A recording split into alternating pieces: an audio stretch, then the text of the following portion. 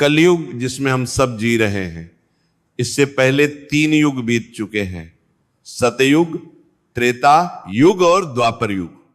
इन तीनों युगों का जिक्र हमारे धार्मिक ग्रंथों में मिलता है और वह भी पूरी काल गणना के साथ। तो क्या कलयुग के लिए भी ऐसी कोई काल गणना है? क्या कोई ऐसा समय है जिसके बाद कलयुग का अंत होगा? इस सवाल पर हमारे वैदिक ग्रंथों में कल की अवतार की भविष्यवाणी मिलती है। कल की यानी भगवान विष्णु का 10वां अवतार। क्या इसी 10वें अवतार भगवान कल्कि के साथ कलयुग का अंत होगा? इसके संकेतों को समझते हैं। शास्त्रों में लिखा है कि जब भगवान कल्कि सफेद घोड़े पर सवार होकर आएंगे तब धरती पर प्रलय होगा। इस महाप्रलय के बाद एक नई सृष्टि का जन्म होगा। भगवान कल्कि के साथ एक नए युग की शुरुआत होगी। जैसा कि कलयुग से ठीक पहले द्वापर युग में भगवान श्री कृष्ण कह चुके हैं, यदा यदा ही धर्मस्य ग्लानिर्भवति भारत अभ्युत्थानम धर्मस्य तदात्मानं सृजाम्यहम्। इस श्लोक का अर्थ है, जब जब इस धरती पर धर्म की हानि होती है और अधर्म आगे बढ़ता है तब तब ईश्वर का अवतार होता है। भगवान श्री कृष्ण ने स्वयं अर्जुन से कहा था कि अधर्म का नाश करने के लिए मैं धरती पर अवतार लेता हूं। 3 युगों सतयुग, त्रेता युग और द्वापर युग में भगवान विष्णु के 9 अवतार हो चुके हैं। इन 9 अवतारों के नाम हैं मत्स्य अवतार, कूर्म अवतार, वराह अवतार, नृसिंह अवतार, वामन अवतार, परशुराम अवतार, श्री राम अवतार, श्री कृष्ण अवतार। 10वां अवतार कल्कि अवतार है जो कलयुग के अंत में होगा। मान्यता है कि इस अवतार के साथ सभी बुरे कर्मों और पापियों का नाश होगा। अगर पौराणिक मान्यताओं के हिसाब से देखें तो महाभारत की घटना द्वापर युग की मानी जाती है। इसके पुरातात्विक साक्ष्य के अनुसार द्वापर युग खत्म हुए करीब 5100 साल बीत चुके हैं। इसके बाद कलयुग शुरू हुआ। आज के अनुसार कलयुग के 5121 साल बीत चुके हैं। हिंदू धर्म के प्राचीन ग्रंथ गरुड़ पुराण, विष्णु पुराण, अग्नि पुराण आदि में कलाओं का विस्तृत वर्णन किया गया है।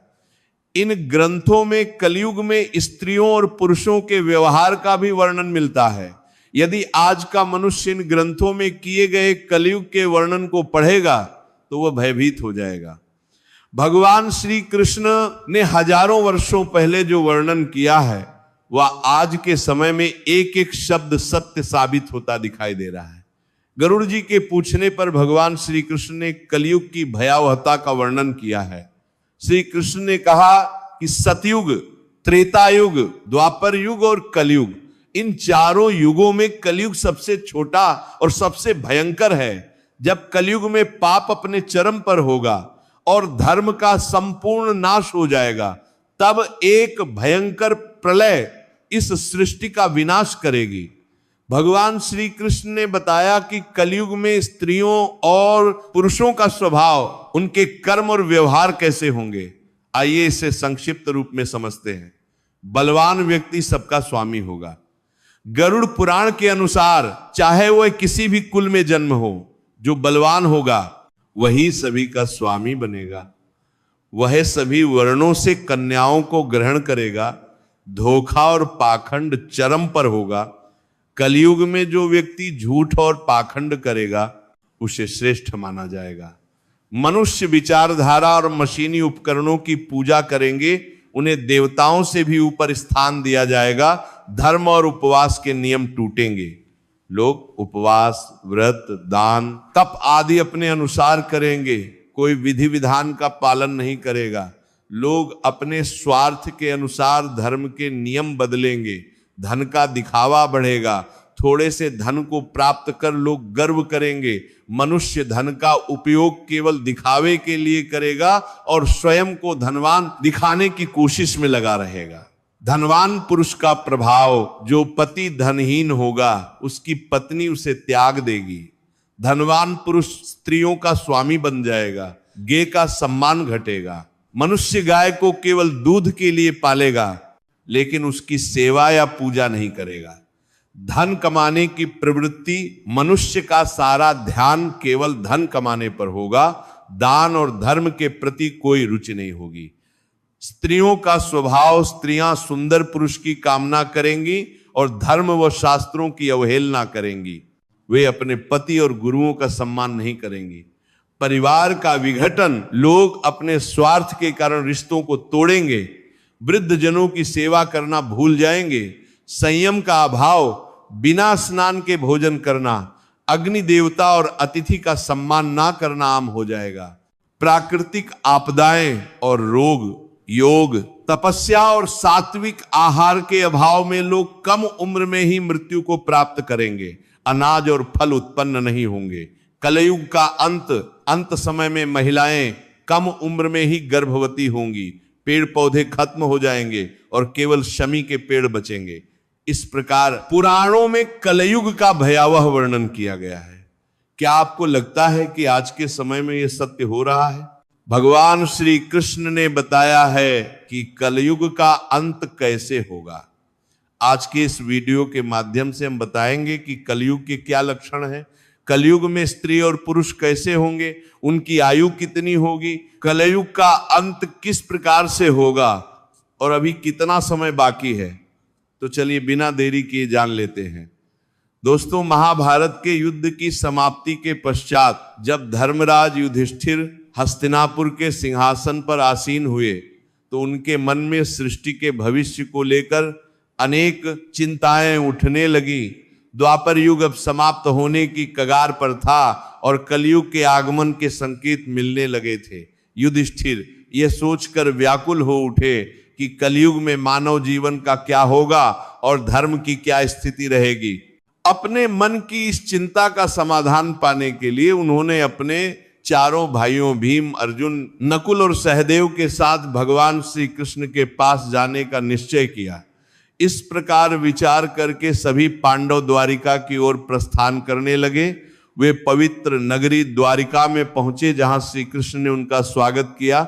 श्री कृष्ण के पास पहुंचते ही युधिष्ठिर ने उनके चरणों में प्रणाम किया और कहा, हे केशव, आपको बारंबार नमस्कार है। श्री कृष्ण ने मुस्कुराते हुए कहा, हे महाराज युधिष्ठिर, द्वारिका नगरी में आपका स्वागत है। कहिए, मैं आपकी किस प्रकार से सहायता कर सकता हूं। युधिष्ठिर ने विनम्रता पूर्वक कहा, हे माधव, आप तो सब कुछ जानते हैं। द्वापर युग अब समाप्त होने वाला है और कलयुग के संकेत स्पष्ट रूप से दिखने लगे हैं। मैं यह जानना चाहता हूं कि कलयुग में मानव का स्वभाव और आचरण कैसा होगा। वह किस प्रकार की कर्म करेगा और मोक्ष प्राप्ति के लिए उसे कौन से प्रयास करने होंगे। श्री कृष्ण ने गहरी मुस्कान के साथ उत्तर दिया, हे धर्मराज, आपकी जिज्ञासा उचित है। कलयुग के प्रभावों को समझना अत्यंत महत्वपूर्ण है, लेकिन इसका उत्तर मैं आपको सीधे नहीं दे सकता। इसके लिए आपको और आपके भाइयों को कुछ विशेष अनुभव प्राप्त करने होंगे। युधिष्ठिर ने उत्सुकता पूर्वक पूछा, हे केशव, आप जिस प्रकार की परीक्षा की बात कर रहे हैं उसके लिए हम क्या करें, हमें क्या अनुभव करना होगा। श्री कृष्ण ने कहा, हे महाराज, आपको और आपके चारों भाइयों को अलग अलग दिशाओं में स्थित घने और भयानक वनों में जाकर कुछ विचित्र और अद्भुत चीज देखनी होगी। जब आप वहां कुछ असामान्य घटनाओं का अनुभव करेंगे तो उन्हें वापस आकर मुझसे साझा करें, तभी मैं आपको कलयुग के प्रभावों के बारे में विस्तार से बता पाऊंगा। युधिष्ठिर ने कहा, जैसी आपकी आज्ञा केशव, आप जिस स्थान की ओर इशारा करेंगे हम वहां जाने के लिए तैयार हैं। भगवान श्री कृष्ण ने कहा, हे महाराज, आप और आपके चारों भाई अब अलग अलग दिशाओं में जाओ। सभी दिशाओं में भयानक वन स्थित हैं। आप उन जंगलों में जाकर देखो। यदि आपको कोई विचित्र चीज दिखाई दे तो आप वापस आकर बता देना। मैं उससे आपको आने वाले कलयुग का रहस्य बताऊंगा। फिर युधिष्ठिर और उनके भाइयों ने भगवान श्री कृष्ण की आज्ञा का पालन करते हुए वन की ओर चलने का निर्णय लिया। पांडव अपने रथों से उतरे और पैदल ही वन की ओर चल पड़े। वन की यात्रा कठिन थी, लेकिन वे अपने मन में जिज्ञासा और ईश्वर की आज्ञा का पालन करने के उद्देश्य से चलते रहे थे। वन का वातावरण शांति और रहस्यमयता से भरा हुआ था। पांडव एक एक करके अलग अलग दिशाओं में जाने लगे ताकि वे अधिक से अधिक अद्भुत घटनाओं का अनुभव कर सकें। सबसे पहले युधिष्ठिर को एक घने और रहस्यमयी वन में एक विचित्र दृश्य दिखाई दिया। उन्होंने देखा कि एक विशालकाय हाथी के 2 सूंड है। वो हाथी अपने दोनों सूंड से वन के पेड़ों को उखाड़ रहा था, मानो उसकी शक्ति अद्वितीय हो। ये दृश्य देखकर युधिष्ठिर आश्चर्यचकित हो गए और सोचने लगे कि यह अद्भुत घटना क्या संकेत दे रही है। उन्होंने उस हाथी को ध्यान से देखा और उसके अद्वितीय रूप को समझने का प्रयास किया। इसके बाद अर्जुन ने भी एक अद्भुत घटना का साक्षात्कार किया। अर्जुन एक सुंदर और शांत वन में पहुंचे जहां पक्षियों की चहचहाहट सुनाई दे रही थी। वहां उन्होंने देखा कि एक विशाल पक्षी के पंखों पर वेदों की रचनाएं लिखी हुई थी। वह पक्षी अत्यंत विशाल और गौरवशाली था, लेकिन वह मुर्दे का मांस खा रहा था। अर्जुन यह दृश्य देखकर सोचने लगे, यह कैसा अद्भुत और विरोधाभासी दृश्य है। एक ओर यह पक्षी वेदों का ज्ञान धारण करता है और दूसरी ओर वह मृत जीवों का मांस खा रहा है। अर्जुन ने इस दृश्य को ध्यान से देखा और यह समझने का प्रयास किया। फिर भीम, जो बड़े बलवान और हृष्ट-पुष्ट थे, उन्होंने भी एक अनोखी घटना देखी। भीम एक हरे भरे चारागाह में पहुंचे जहां गायों का एक झुंड चल रहा था। वहां उन्होंने देखा कि एक गाय ने बछड़े को जन्म दिया और वह गाय अपने बछड़े को इतनी